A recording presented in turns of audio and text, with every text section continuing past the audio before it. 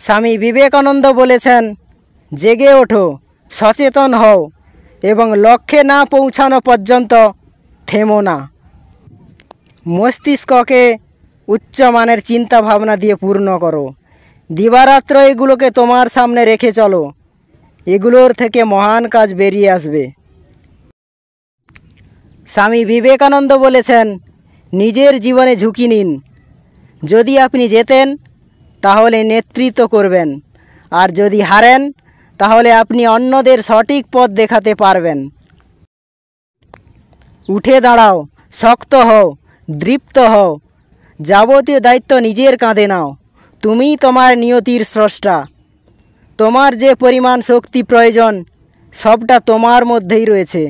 সুতরাং নিজের ভবিষ্যৎ নিজেই তৈরি করে নাও।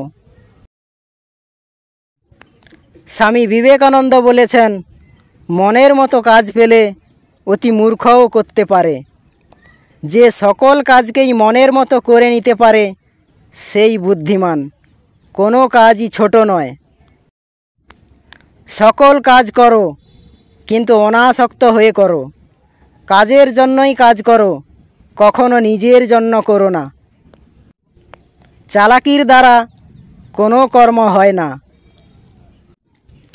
কোনো বড় কাজই কঠোর পরিশ্রম ও কষ্ট স্বীকার ছাড়া হয় না। স্বামী বিবেকানন্দ বলেছেন, পেছনে তাকিও না, শুধু সামনের দিকে তাকাও। অসীম শক্তি, অসীম উদ্যম, অসীম সাহস এবং অসীম ধৈর্য, এরা একাই পারে মহান কোনো কর্ম সম্পন্ন করতে। যা পারো নিজে করে যাও, কারো ওপর আশা বা ভরসা কোনোটাই করো না। স্বামী বিবেকানন্দ বলেছেন, কখনো বড় পরিকল্পনার হিসাব করবেন না। ধীরে ধীরে আগে শুরু করুন। আপনার ভূমি নির্মাণ করুন, তারপর ধীরে ধীরে এটিকে প্রসার করুন। কাজ করো নির্ভীকভাবে, এগিয়ে চলো সত্য আর ভালোবাসা নিয়ে। স্বামী বিবেকানন্দ বলেছেন, নিজেদের বিপদ থেকে টেনে তোলো। তোমার উদ্ধার সাধন তোমাকেই করতে হবে। ভীত হইও না। বারবার বিফল হয়েছে বলে নিরাশ হইও না। কাল সীমাহীন। অগ্রসর হতে থাকো। বারবার তোমার শক্তি প্রকাশ করতে থাকো। আলোক আসবেই। যেরকম বীজ আমরা বুনি সেরকমই ফসল আমরা পাই। আমরাই আমাদের ভাগ্য তৈরি করি। তার জন্য কাউকে দোষারোপ করার কিছু নেই, কাউকে প্রশংসা করারও কিছু নেই। স্বামী বিবেকানন্দ বলেছেন, মনে করিও না তোমরা দরিদ্র। অর্থই বল নহে, সাধুতাই পবিত্রতাই বল। আপনাতে বিশ্বাস রাখো। প্রবল বিশ্বাসী বড় কাজের জনক। সমাজ অপরাধীদের কারণে খারাপ হয় না, বরং ভালো মানুষদের নীরবতার কারণে খারাপ হয়। স্বামী বিবেকানন্দ বলেছেন, জগতে মায়ের স্থান সকলের উপরে, কারণ মাতৃভাবেই সবচেয়ে বেশি নিঃস্বার্থপরতা শিক্ষা ও প্রয়োগ করা হয়। গোলামির উপর যে সম্পর্কটা দাঁড়িয়ে আছে সেটা আবার কখনো ভালো হতে পারে।